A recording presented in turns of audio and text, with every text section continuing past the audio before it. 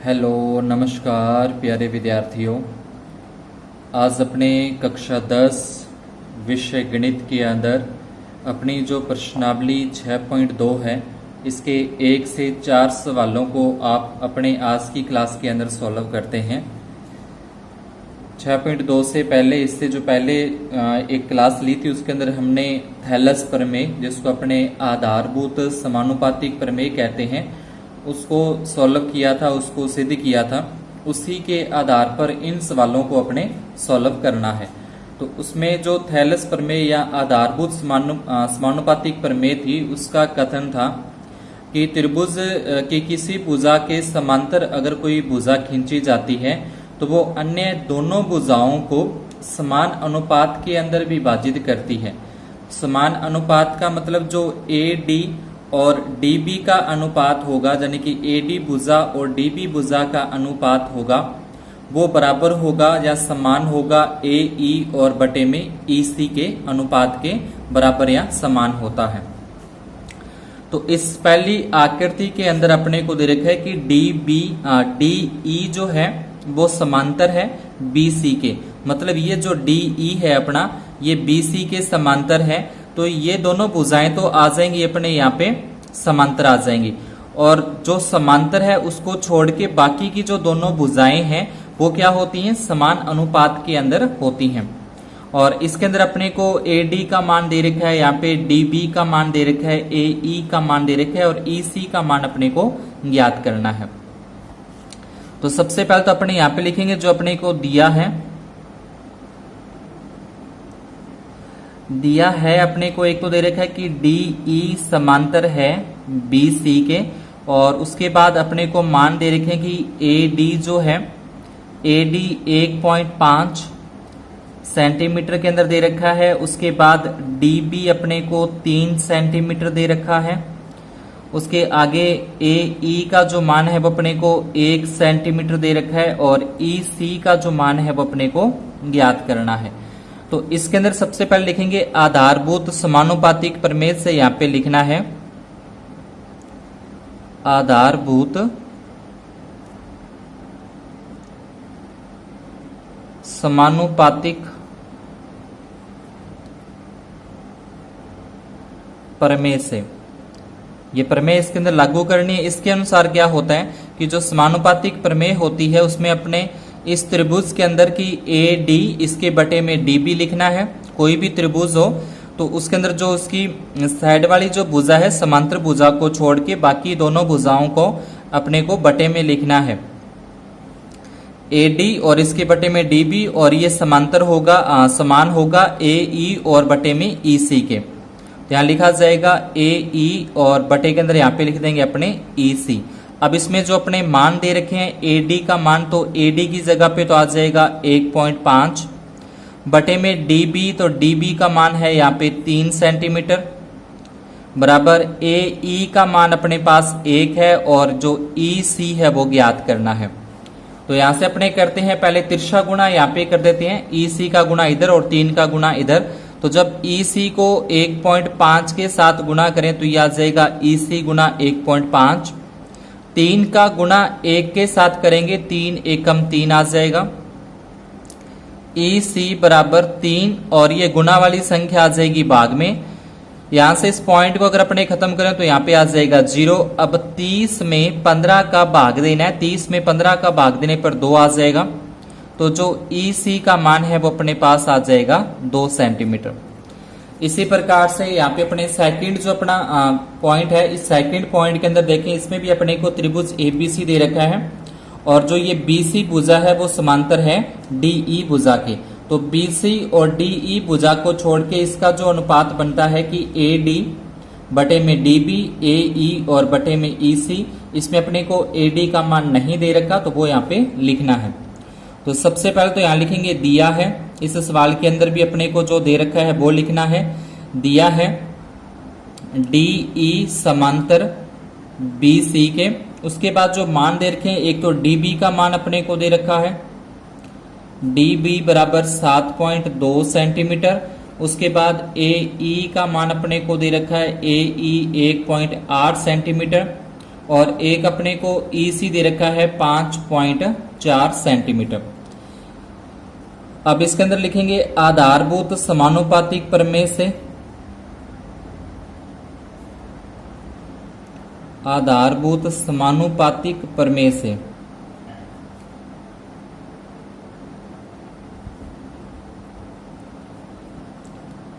ये आ जाएगा AD और बटे के अंदर DB आ जाएगा, फिर बराबर में AE और इसके बटे में लिख देंगे EC। अब AD का जो मान है वो अपने को AD का मान प्रश्न में नहीं दे रखा, तो AD का तो AD रखा, DB का मान अपने को दे रखा है 7.2, बराबर में AE का मान भी अपने को दे रखा है 1.8 और EC का मान भी अपने को दे रखा है 5.4। अब AD का मान ज्ञात करना है, इसलिए जो बटे में संख्या है ये 7.2, ये भाग वाली संख्या इसके गुना में चली जाती है, तो 1.8 और 5.4 और गुना में 7.2, ये पॉइंट से अपने पॉइंट कट जाएगा। अब 18 के पहाड़े से काटें, 18 एकम 18 और 18 तिये 54 होते हैं, तो इसको लिख सकते हैं 1 और बटे में 3, क्योंकि 18 एकम 18 और 18 तिये 54 और गुना में 7.2। अब 7.2 का 1 के साथ गुना करें 7.2 आएगा, इसमें फिर 3 का भाग अगर अपने दे दें, यानी कि 7.2 में 3 का भाग दें तो 24 तिये 72 होते, तो इसका आ जाएगा अपने पास 2.4 सेंटीमीटर। तो इस तरीके से AD का मान यहां से अपने पास ज्ञात हो जाता है। इसके बाद सेकंड प्रश्न के अंदर अपने को दे रखा है किसी त्रिभुज PQR की भुजाओं PQ और PR, तो ये इसकी एक भुजा ये PQ है, एक इसकी भुजा ये PR है, पर क्रमशः बिंदु E और F है। क्रमशः का मतलब जो PQ है, PQ पर तो E बिंदु है और PR के ऊपर F बिंदु लेना है, तो अपने E और यहाँ पे F बिंदु लिया। अब बताइए कि क्या EF ये समांतर का निशान होता है, EF समांतर QR है कि नहीं, यानी कि ये जो EF है वो इस QR के समांतर है कि नहीं। इन मानों का अपने सूत्र में प्रयोग करते हुए देखेंगे कि ये वास्तव में बराबर आते हैं कि नहीं आते। तो सबसे पहले अपने इसका जो पहला पॉइंट यहाँ पे अपने को दे रखा है, पहले पॉइंट के अपने मान लेके चलें, तो पहले पॉइंट के अनुसार जो अपनी आधारभूत समानुपातिक प्रमेय होती है उसका यहाँ पे यूज करें, तो उसके अनुसार अपने क्या निकाल सकते हैं कि PE और बटे में EQ होगा। यहाँ पे लिखेंगे PE और बटे के अंदर EQ। अब यहाँ पे देखिए PE का मान दे रखा है 3.9, ये रख देंगे। EQ का मान दे रखा है अपने को, तो EQ का मान यहाँ पे दे रखा है 3 सेंटीमीटर, ये रख देंगे। अब 3.9 के अंदर अगर 3 का अपने भाग दें तो 3 एकम 3, पॉइंट का पॉइंट और 3 तिये 9, ये आ जाएगा। उसके बाद दूसरी साइड वाला देखें कि PF है, ये PF और बटे में FR, तो ये आ जाएगा PF और बटे के अंदर FR लिखना है। अब PF का मान देखें तो PF का मान दे रखा है 3.6 और FR का मान अपने को दे रखा है 2.4। अब ये 12 के पहाड़े से कटेंगे, 12 तिये 36 और 12 दूना 24, 3 में 2 का भाग दें तो 1.5 सेंटीमीटर आता है। अब इसका तो 1.3 आ रहा है, इसका अनुपात है वो 1.5 आ रहा है, मतलब दोनों जो अनुपात हैं वो समान नहीं है। तो इसको अपने क्या लिख सकते हैं कि PE और बटे में EQ बराबर नहीं है PF और बटे में FR के, ये दोनों बराबर नहीं है। तो अगर ये दोनों बराबर नहीं होते तो ये दोनों भुजाएं जो है वो समांतर नहीं होंगी। अगर ये दोनों के दोनों मान, ये वाला अनुपात और ये वाला अनुपात समान आता तो ये समानुपातिक होते, मतलब ये दोनों भुजाएं समांतर होती। अब ये दोनों अलग अलग आ रहे हैं तो ये दोनों भुजाएं समांतर नहीं होंगी। तो यहां लिखेंगे कि EF QR के समांतर नहीं है, इस तरीके से इसको लिखना है। अब इसका जो सेकंड पॉइंट अपने देखें, सेम सेकंड पॉइंट के अंदर अपने करना है, इसके अंदर भी इसी त्रिभुज से लेना है कि PE और बटे में EQ लिख दें, PE बटे में EQ। अब यहां से देखें सेकंड पॉइंट में PE का मान दे रखा है 4 सेंटीमीटर, तो 4 लिखेंगे, बटे में EQ, तो EQ का मान नहीं है लेकिन EQ को अपने EQ भी तो लिखा जा सकता है, EQ को जो ये EQ है इसको इस तरीके से पढ़ें, ये भी EQ है, तो इसका मान अपने पास आ जाएगा 4.5।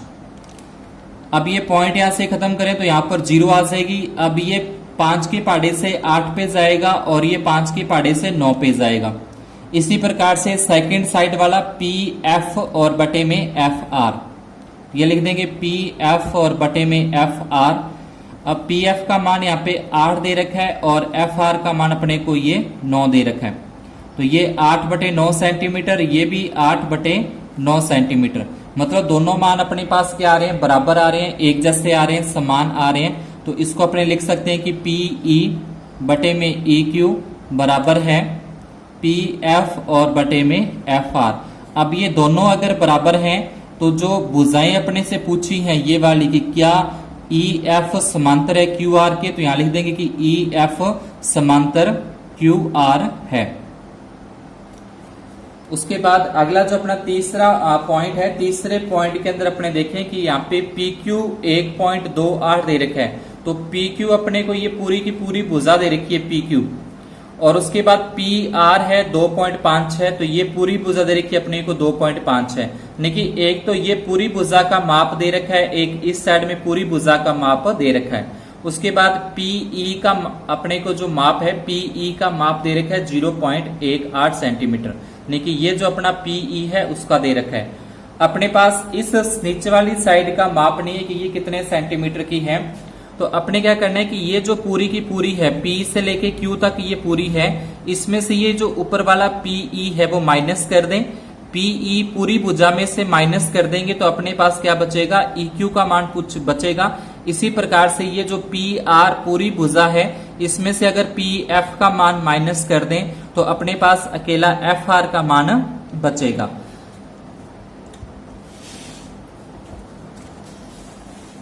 तो अपने यहाँ पे देखें तीसरा जो अपना पॉइंट था, तीसरे पॉइंट के अंदर,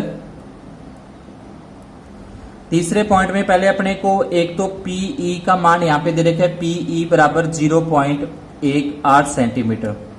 उसके बाद अपने को EQ का मान चाहिए कि EQ कितना होगा, तो EQ का मान इसमें से यानी कि पूरी भुजा PQ में से माइनस कर दें, जो अपने को PE का मान दे रखा है 0.18। तो 1.28 में से अगर 0.18 अपने माइनस करें, 8 में से 8 माइनस करें 0, 2 में से 1 माइनस करें 1 पॉइंट का पॉइंट, 1 में से 0 माइनस कर देंगे तो 1। उसके बाद और अपने को दे रखा है PF का मान दे रखा है कि PF दे रखा है 0.36 सेंटीमीटर। अपने को नीचे वाली भुजा FR का मान चाहिए, तो यहां लिखेंगे अपने FR बराबर, ये पूरी भुजा PR का मान ये दे रखा है PR बराबर 2.56, इसमें से माइनस कर दें अकेला जो ऊपर वाली भुजा है PF का मान, जो कि अपने को दे रखा है 0.36। तो 6 में से 6 माइनस करें 0, 5 में से 3 माइनस करें 2, 2 में से 0 माइनस करें 2, यानी कि 2.20 अपने पास इसका मान आ जाएगा। अब सेम जैसे इस सवालों में किया था उसी तरीके से यहाँ पे अपने को अनुपात है वो लिखना है। पहले लिखेंगे PE और बटे में EQ। अब इसका मान 0.18 और इसका मान है 1.10। दो संख्या छोड़ के पॉइंट, दो संख्या छोड़ के पॉइंट कट जाएगा, यहाँ बचेगा 18 और बटे में 110 सेंटीमीटर। उसके बाद दूसरा जो अपनी ये वाली भुजा होती है कि PF और बटे के अंदर ये FR आ जाएगा, PF और बटे में FR। अब PF का मान दे रखा है 0.36 और FR का मान दे रखा है अपने पास 2.20। इसमें भी दो संख्या छोड़ के पॉइंट से ये पॉइंट कट जाएगा, तो ये आ जाएगा 36 और बटे में 220। दो का भाग इसमें 36 में दे 18 पे जाएगा, 220 में 2 का भाग दे 110 पे जाएगा। तो ये दोनों मान क्या आते हैं अपने पास, बराबर आते हैं, एक जैसे आते हैं। तो इसको लिखा जाएगा PE बटे में EQ बराबर है PF और बटे में FR। तो जब ये दोनों बराबर हैं तो इसको अपने लिख सकते हैं कि EF समांतर QR है। इस तरीके से इसका अपने को जो तीसरा पॉइंट है उसको सॉल्व कर देना है। इसके बाद तीसरे पॉइंट में अपने को दे रखा है आकृति में यदि एल एम समांतर है सी बी के, मतलब ये जो अपना एल एम है, ये वाली जो भुजा एल एम ये इस सी बी के समांतर है, और बोला है कि एल एन जो है ये एल से लेके एन तक ये सी डी के समांतर है, तो ये अपने को सिद्ध करना है। तो इसके अंदर भी अपने को आधारभूत समानुपातिक प्रमेय का यूज करना होगा। पहले जो दे रखा है उस त्रिभुज को देखें, अपने को दे रखा है एल एम समांतर सी बी का, मतलब सिर्फ ये ऊपर वाले त्रिभुज के अंदर ही अपने को करना है, सिर्फ जो ये त्रिभुज है इसी के अंदर अपने को देखना है, नीचे वाले त्रिभुज के अंदर अपने नहीं देखेंगे। तो जो पहले अपने को त्रिभुज ए बी सी में, तो यहां लिखेंगे त्रिभुज ए बी सी में, इसके अंदर क्या दे रखा है अपने को, जो दे रखा है वो लिख देंगे, दिया है एल एम समांतर है सी बी के। उसके बाद अपने को आधारभूत समानुपातिक प्रमेय का यहां पे यूज करना है, आधारभूत समानुपातिक प्रमेय।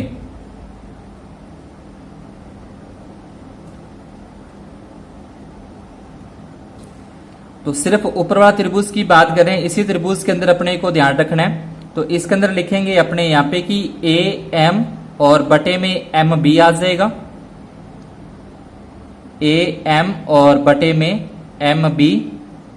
उसके बाद ए एल और बटे में एल सी,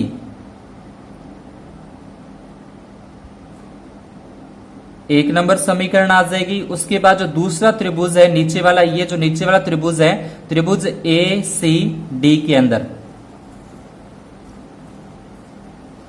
अब त्रिभुज ए सी डी में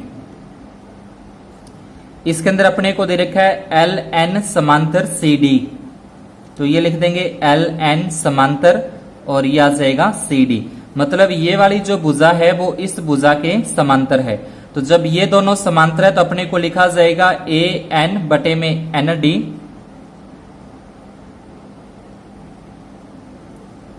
और उसके बाद ये भुजा आ जाएगी ए एल बटे में एल सी।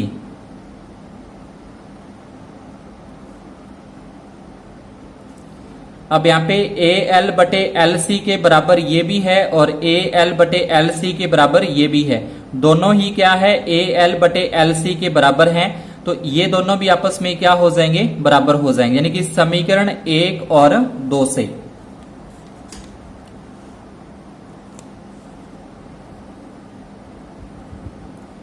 समीकरण 1 व 2 से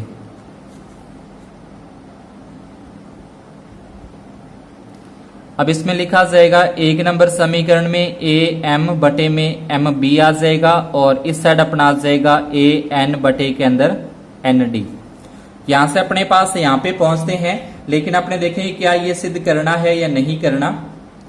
अपने को जो सिद्ध करना है वो दे रखा है ए एम बटे में एम बी, तो ए एम तो और बटे में यहाँ पे एम बी है, यहाँ पे अपने पास ए बी है, यहाँ पे ए एन का ए एन आ रहा है, लेकिन बटे के अंदर क्या है ए डी है। यहाँ पे जो अपने को ये दे रखा है इसका इसके साथ मिलान करें, दोनों में थोड़ा सा डिफरेंस आ रहा है। ऊपर वाली संख्या तो सेम आ रही है लेकिन नीचे वाली संख्या सेम नहीं है। नीचे वाली में क्या आ रहा है, पूरी की पूरी भुजा जो ए बी पूरी भुजा आ रही है और ए डी पूरी भुजा आ रही है। तो इस पूरी भुजा को लेने के लिए अपने को पहले जो ये दे रखा है इसको अपने करते हैं रिवर्स करते हैं, क्योंकि अपने पास ए एम तो है और एम बी को ऊपर करके दोनों साइड में +1 कर देंगे, तो वहां से अपने ये सिद्ध हो जाएगा। तो पहले जो अपने ये यहाँ पे लिखा है इसको अपने क्या करते हैं, रिवर्स करके उल्टा करके यहाँ पे लिखते हैं। यह आ जाएगा एम बी और बटे में ए एम बराबर एन डी और बटे के अंदर अपने पास आ जाएगा ए एन। अब दोनों में क्या करना है +1 और इधर भी +1, इसके बटे में 1 और इसके बटे में 1 कर देंगे। अब इसका अपने लघुत्तम लें, ए एम और ए का लघुत्तम लेंगे तो ए एम आएगा। तिरछा गुणा करें, एम बी को ए के साथ अगर अपने गुणा करें तो यह आ जाएगा एम बी। ए एम को ए के साथ गुणा करें तो अपने पास आ जाएगा ए एम बराबर। इसी प्रकार से यहाँ पे ए एन और ए का एलसीएम ए एन आएगा। तिरछा गुणा कर दें, एन डी को ए के साथ गुणा करें तो यह आ जाएगा एन डी और ए एन को ए के साथ गुणा करें तो अपना आ जाएगा ए एन। अब अपने चित्र के साथ देखें कि ए एम और प्लस में ए बी क्या होगा। तो ये तो अपना है यहाँ पे एम बी है तो मतलब ये तो अपनी भुजा होगी ये से ये तक एम बी, इतनी भुजा तो एम बी होगी, और प्लस इसमें जोड़ दें ए एम को, ए एम मतलब इसको साथ में जोड़ दें तो ये पूरी भुजा क्या बन जाएगी, ए बी अपने पास बन जाएगी। तो ये आ जाएगा ए बी बटे में ए एम। इसी प्रकार से एन डी और ए एन को जोड़ें, एन डी तो ये है और ए एन ये है, तो इसको जोड़े तो ये पूरी भुजा आ जाएगी ए डी। तो यहां लिखा जाएगा ए डी और बटे में ए एन। इसको दोबारा अगर अपने रिवर्स कर दें, उल्टा कर दें, तो यह आ जाएगा ए एम बटे में ए बी बराबर ए एन और बटे में ए डी। ये अपना क्या होता है, सिद्ध होता है। इसको अपन लिख देंगे इति सिद्धम।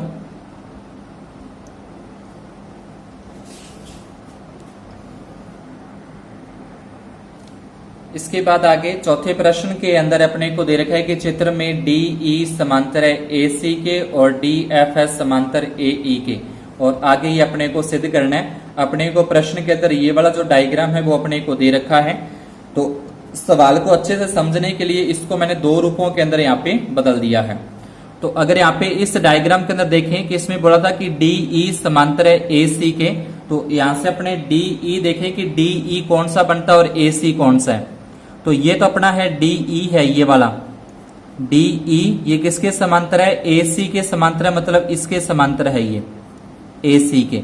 तो अपने क्या किया कि जो त्रिभुज बनाया ए बी सी, अब जो दोनों भुजाएं समांतर हैं, एक तो डी ई और एक ए सी, सिर्फ उन्हीं को यहाँ पे लिया, बाकी इस भुजा को और इस भुजा को इस त्रिभुज में से अपने नहीं लिया, ताकि अपने जब आधारभूत समानुपातिक प्रमेय लगाए तो अच्छे से समझ में आ जाए।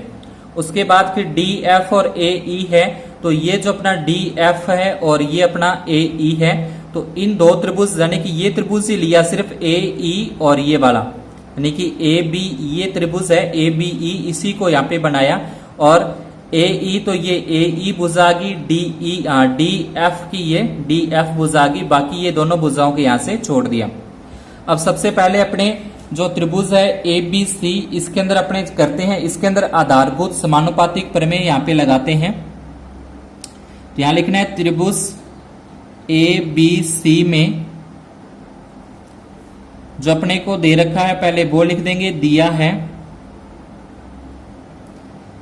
डी ई और समांतर, यहाँ पे समांतर का निशान डी ई समांतर ए सी। उसके बाद लिखना है आधारभूत समानुपातिक प्रमेय से,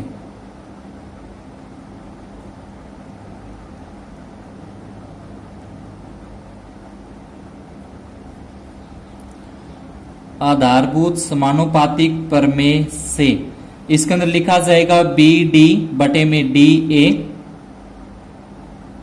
बी डी बटे में डी ए आ जाएगा, ये बराबर होगी बी ई और बटे में ई सी। एक नंबर समीकरण आ जाएगी इसमें आधारभूत समानुपातिक प्रमेय कि ये भुजा जो है वो इस भुजा के समांतर है, तो इसमें चाहे तो अपने ए डी बटे में डी बी लिख सकते हैं, सी ई बटे में ई बी लिख सकते हैं, या फिर नीचे से बी डी बटे में डी ए और बी ई और बटे में ई सी। इसी प्रकार से इस त्रिभुज के अंदर अब त्रिभुज ए बी ई में, ये तो त्रिभुज है ए बी ई के अंदर सेम ही इसके अंदर अपने को जो द्विरेखा पहले वो लिखते हैं।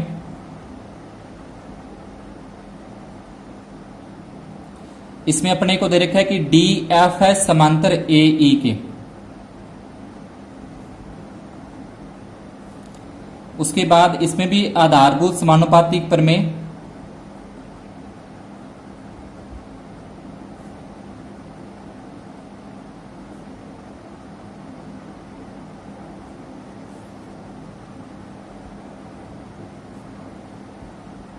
आधारभूत समानुपातिक प्रमेय से यहाँ पे कर रहे हैं। अब इसके अंदर क्या लिखा जाएगा, इसमें लिखा जाएगा अपने पास की जो ए डी है ए डी बटे में डी बी, या फिर नीचे से बी डी और बटे में डी ए आ जाएगा, और बी एफ बटे में एफ ई। तो पहले बी डी लिखते हैं, बी डी बटे में बी डी इसके बटे में आ जाएगा डी ए और बराबर में बी एफ और बटे में एफ ई।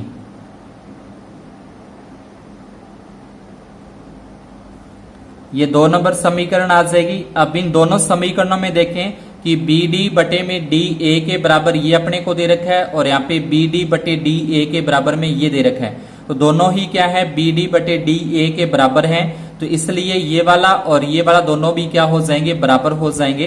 तो इन दोनों को अपने क्या रखते हैं, बराबर रखते हैं, यानी कि समीकरण 1 व 2 से,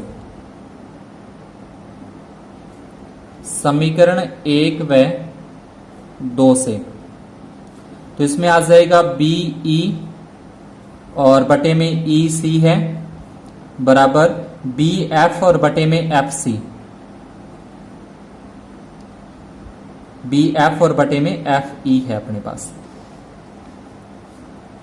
तो ये दोनों यहां पे आते हैं, क्या ये अपने को सिद्ध करना था। यहां पे देखें कि बी एफ के बटे में एफ ई है, तो बी एफ के बटे में एफ ई आ गया, बी ई के बटे में ई सी है, तो ये अपने को सिद्ध करना था। तो यहाँ पे समीकरण 1 और 2 से क्या हो, दोनों सिद्ध हो जाते हैं। तो इसमें लिख दिया जाएगा इति सिद्धम। तो आज की क्लास में अपने इतना ही, ये अपने 4 प्रश्न, बाकी के प्रश्न बचे हुए करेंगे अगली क्लास के अंदर। अगर आपको सवाल समझ में आए तो वीडियो को लाइक और चैनल को सब्सक्राइब जरूर करें, अपने फ्रेंड्स के अंदर इसको शेयर करना न भूलें। धन्यवाद और शुभ दिन। ये मैंने एक ऑनलाइन अमेज़ॉन से स्टडी डेस्क परचेज़ किया है, जो बहुत ही अच्छा और कंफर्टेबल है। ये मल्टीपर्पज़ डेस्क है, जिसके अंदर आप लैपटॉप पर रख कर काम कर सकते हैं, गेम्स खेल सकते हैं, अपनी स्टडी है वो कर सकते हैं। तो काफ़ी अच्छा लगा मुझे ये। तो आप भी अगर इसको देखना चाहते हैं या ऑनलाइन मंगवाना चाहते हैं तो इसकी लिंक आपको डिस्क्रिप्शन बॉक्स के अंदर और कमेंट बॉक्स के अंदर पिन की हुई मिल जाएगी।